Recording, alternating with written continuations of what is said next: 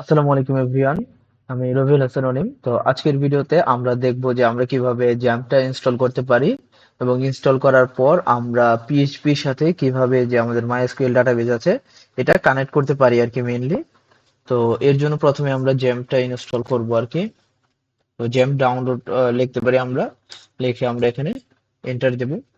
তো দেওয়ার পর দুটো আসতে আপনারা যে কোনো একটাতে চলে যান। আমি এটাতে চলে যাচ্ছি, যে XAMPP installer and download for Apache friends, এটাতে চলে যাচ্ছি। তো যাওয়ার পর এই যে দেখতে পাচ্ছেন উইন্ডোজ, এটা এটা লিনাক্স এবং এটা ম্যাকের জন্য। তো আমি উইন্ডোজ এর জন্য ডাউনলোড করে নিচ্ছি এবং এটার পিএসপি ভার্সন হচ্ছে 8.2.12। তো আমি এটাতে ক্লিক করলাম, অটোমেটিক ডাউনলোড হয়ে যাবে।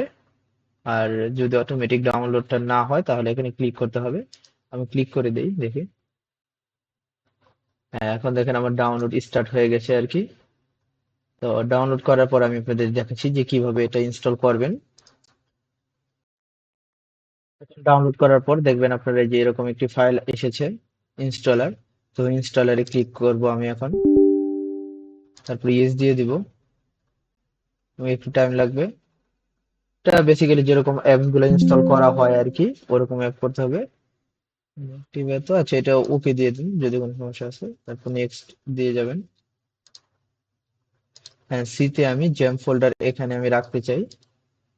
তারপরে নেক্সট নেক্সট, তারপরে এটা আর কি প্যাকেজ গুলোই হবে আর কি, ইনস্টল হতে থাকবে। তো যতক্ষণ ইনস্টল হয় তারপরে আমি দেখাচ্ছি যে ইনস্টল হওয়ার পর কি করতে হবে।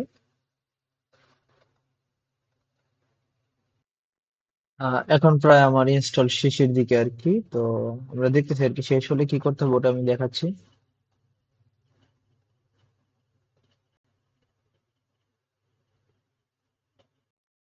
তো ফাইনালি আমারটা ইনস্টল হয়ে গেছে এখানে আর কি। তো আমি কি এখানে কন্ট্রোল প্যানেলটা স্টার্ট দিতে চাই নাকি এটা বলছে, আমি টিক দিয়ে ফিনিশ দিয়ে দিলাম, কারণ আমি এখনই স্টার্ট দিতে চাই আর কি কন্ট্রোল প্যানেলটা। তো এরকম দেখতে পাচ্ছেন যে কন্ট্রোল প্যানেলের ভার্সনটা দেখতে পাচ্ছেন 3.3.0। তো এখন আমি এটা থেকে কি করবো, স্টার্ট করবো, যেহেতু আমার পিএইচপি নিয়ে কাজ করব তো আমার অ্যাপাচিটা ইনস্টল করতে হবে। এবং যেহেতু আমি মাই এসকিউএল আমি ওখানে রাখবো, তো আমি মাই এসকিউএলটা স্টার্ট করবো আর কি। তো এরপর এখন আমি দেখবো যে আমরা কিভাবে পিএইচপির সাথে মাই এসকিউএল এর যে ডাটাবেস এটা কানেকশনটা করবো আর কি। তো এর জন্য মেইনলি আমরা প্রথমে হচ্ছিল ডাটাবেসটা ক্রিয়েট করে নেবো, ডাটাবেস এবং একটা টেবিল ক্রিয়েট করে নেব। তো ওটা যদি আমি এখন করি, তো ডাটাবেস ক্রিয়েট করার জন্য আমরা এখানে যাব আর কি, মেইনলি এই সাথে ক্রোমে ক্রোমে যাওয়ার পর আমরা এখানে লিখবো লোকাল হোস্ট স্ল্যাশ পিএইচপি মাই অ্যাডমিন, তারপর আমি একটা স্ল্যাশ দিব, তারপর এন্টার দিব। তো এটা আমাদের পিএইচপি মাই অ্যাডমিনের পেজ এখানে আসলো আর কি। তো আসার পর এখান থেকে আমি এই নিউতে ক্লিক করেও ডাটাবেস তৈরি করতে পারি আর কি, এই যে ডাটাবেসের নাম দিয়ে। আবার আমি এখানে এসকিউএল কুয়েরির মাধ্যমে করতে পারি। এখন আমি এসকিউএল কুয়েরির মাধ্যমে ডাটাবেস এবং টেবিলটা তৈরি করে নেব। আপনারা এখান থেকে এই যে ডাটাবেস ক্রিয়েট করে নিতে পারবেন নিউ থেকে, আবার টেস্টে চলে গিয়ে এখান থেকে টেবিল নেম দিয়ে এবং কলাম নাম্বার দিয়ে এভাবেও টেবিল তৈরি করতে পারবেন। আমি সরাসরি এসকিউএল কুয়েরির মাধ্যমে জিনিসটা দেখাচ্ছি। তো এখন আমরা এখানে এসকিউএল কুয়েরিটা আমি নিয়ে নিয়েছি, এখানে পেস্ট করে দিই। তো এসকিউএল কুয়েরিটা কিছুই না, সিম্পলি আমরা লিখেছি ক্রিয়েট ডাটাবেস, একটা নাম দিয়েছি হসপিটাল ডিবি, এবং তারপরে আমি বলতেছি আমি এটা ইউজ করতে চাই। তো এই ডাটাবেস ইউজ করার পরে আমি বলতেছি ক্রিয়েট টেবিল, তারপরে আমি এই টেবিল দিয়েছি আর কি, এটা একটি কমান্ড ক্রিয়েট টেবিল, তারপরে আমি টেবিলের নাম দিয়েছি পেশেন্টস, তারপরে আইডি, নেম, এজ এবং জেন্ডার দিয়েছি। তো এরপর আমি এই গোতে ক্লিক করব, তাহলে আমার টেবিল এবং ডাটাবেস দুইটাই ক্রিয়েট হয়ে যাবে আর কি। তো আপনারা চাইলে ওখান থেকেও তৈরি করতে পারেন। তো ডাটাবেজ ক্রিয়েট করার পর আপনারা কি করবেন, আপনারা এই যে লোকাল ডিস্ক বা সি তে চলে আসবেন। এই সি তে আসার পর এখান থেকে আপনারা এই যে জ্যাম্প নামের এই ফোল্ডারে চলে যাবেন। একটু দেখাই আর কি, যে এই জ্যাম্প নামের যে ফোল্ডারটা, এখানে চলে আসবেন। এখানে চলে আসার পর এখান থেকে আপনারা এই যে এসটি ডক্স এই ফোল্ডারে চলে যাবেন। এটাও যদি আমি একটু বড় করে দেখাই আর কি, এই যে এসটি ডক্স এই ফোল্ডারে চলে আসবেন, এটার ভিতরে চলে আসবেন। এটার ভিতরে চলে আসার পর আপনারা এখানে একটি ফোল্ডার তৈরি করবেন, যে এটা বানাবেন আর কি। ধরেন আমি ফোল্ডার তৈরি করলাম হসপিটাল নামে। এখন একটা আমার হসপিটাল ফোল্ডার তৈরি করা আছে আর কি, দেখানোর সুবিধার জন্য আমি ওটা করে রেখেছিলাম। তো আমি যদি ওটাতেই ঢুকি আর কি মেনলি, তো এটার ভিতরে আমি কিছু ফাইল তৈরি করেছি, মনে করেন যে এই ফাইলগুলো নিয়েই আর কি। তো আমি এটা কোড ভিএস কোড দিয়ে ওপেন করব। তো আমি লিখলাম, তো আপনারা অন্যভাবে ওপেন করতে পারেন, আমি সিএমডির মাধ্যমে এটা ভিএস কোড ওপেন করলাম আর কি। তো ওপেন করার পর আমরা এখানে অনেকগুলো ফাইল দেখছি, এটা আমি করার জন্য যাতে ফাস্ট হয় ভিডিওটা, তাই হচ্ছে হলো আমি আগে থেকেই করে রেখেছি। তো এটাতে দেখতে পাচ্ছেন যে আমার এই যে db.php, এটাতে আমি কানেকশনের কোডটা লিখেছি। আপনারা চাইলে একটা ফাইলেই জিনিসটা লিখতে পারেন আর কি, সবগুলোই। তো আমি হচ্ছে মেনলি আলাদা আলাদা ফাইলে করে দেখাচ্ছি, যাতে হচ্ছে আপনাদের বুঝতে সুবিধা হয় আর কি। তো এর জন্য আমি প্রথমে এই যে কানেকশনের কোডটা লিখে ফেলেছি। তো কানেকশনের কোডটা আপনারা সবাই জানেন যে কিভাবে হয়।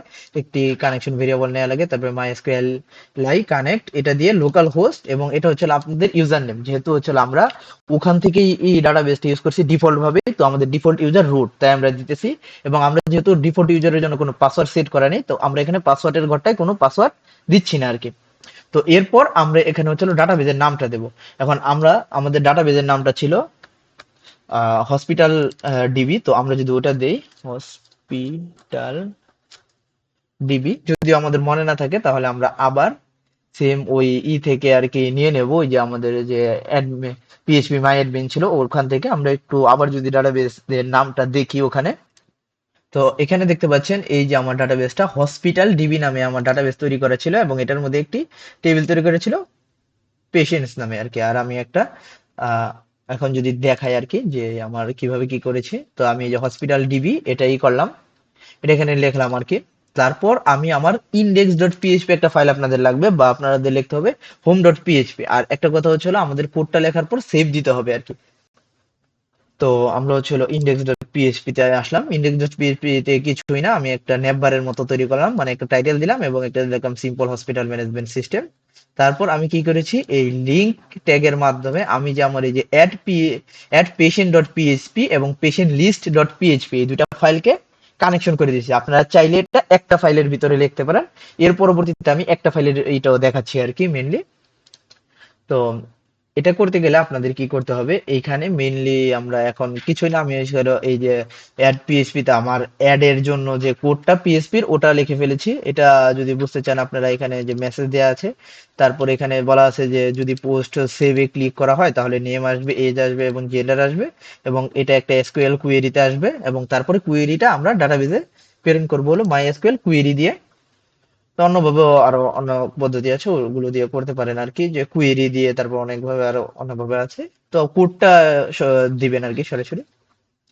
তো কোডটা দেওয়ার পর এখানে হচ্ছে হলো পেশেন্ট লিস্টটা, লিস্টের কোডটা এখনো করা হয় নাই, তো লিস্টের কোডটা যদি আমি করি আর কি আপনাদের জন্য।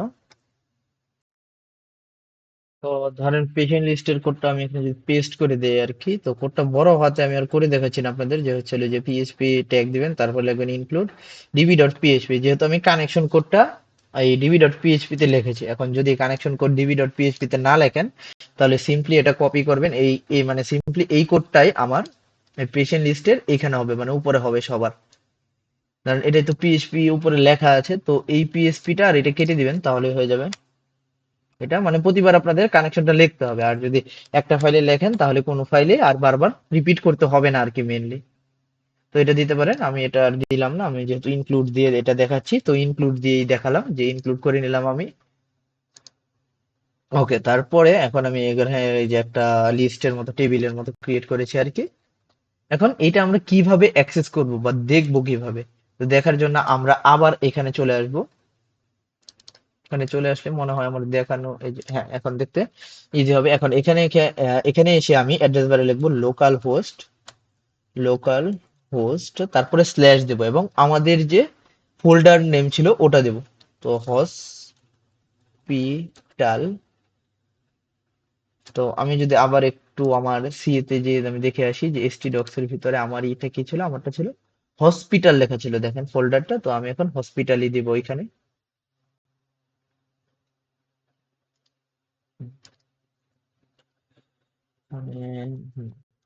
হসপিটাল, তারপরে স্ল্যাশ। তারপরে দেখেন এই যে এটা আমার হোম পেজ, এখান থেকে আমি অ্যাড পেশেন্টে গেলে এখানে আমি পেশেন্ট অ্যাড করতে পারবো। এখানে কোনো আর কি ওরকম কোনো দেয়া হয়নি আর কি। আবার ব্যাক টু হোমে গিয়ে আমি যদি পেশেন্ট লিস্ট দেখতে পারি কোনো পেশেন্ট নেই। এখন যদি আমরা একটি পেশেন্ট অ্যাড করি, তার নাম দিলাম, আমি আমার নামটাই দিলাম, তারপরে দিয়ে দিলাম একটা, ধরেন একটা দিয়ে দিলাম আর কি সাইট, তারপরে আমি একটা জেন্ডার সিলেক্ট করলাম, সেভ দিলাম। এখন দেখেন পেশেন্ট অ্যাডেড সাকসেসফুলি মেসেজ আসছে। তো আমি যদি লিস্টে দেখি এই যে আমার নামটা অ্যাড হয়ে গেছে। এখন যদি আমি আবার যদি পেশেন্ট অ্যাড করি, তাহলে আমি দিলাম আবুল, আবুল বয়স দিলাম 20, তারপর আবার জেন্ডার দিলাম মেল, সেভ দিলাম। হ্যাঁ, সেভ হয়ে গেছে। এখন আমরা যদি দেখতে চাই তাহলে পেশেন্ট লিস্ট থেকে এই যে এখানে আমরা দেখতে পাচ্ছি। এখন ডাটাবেস থেকে এটা আমরা কিভাবে দেখবো, ওটা যদি আমরা দেখি, ডাটাবেস থেকে দেখার জন্য আমরা আবার এখানে আসবো। এখানে এসে আমাদের যে হসপিটাল লিবি এখানে ক্লিক করব, তারপর পেশেন্টস যে আছে এটা দেখব। তাহলে দেখেন এই যে এখানে আমার, আমি যে অ্যাড করেছি রবিউল হাসান অনিম এবং আবুল, দুইটা ডাটা এখানে এসে পড়ছে। এখন এইভাবে আপনারা এডিট, ডিলিট এবং আপডেট সব করতে পারবেন। তো এই ছিল আজকের ভিডিওতে। ভিডিওটা যদি ভালো লেগে থাকে তাহলে একটু লাইক এবং কমেন্ট করবেন। আর কোন ধরনের ভিডিও চান এবং এরকম ভিডিও, স্টাডি রিলেটেড ভিডিও পাওয়ার জন্য সাবস্ক্রাইব করে পাশে থাকবেন।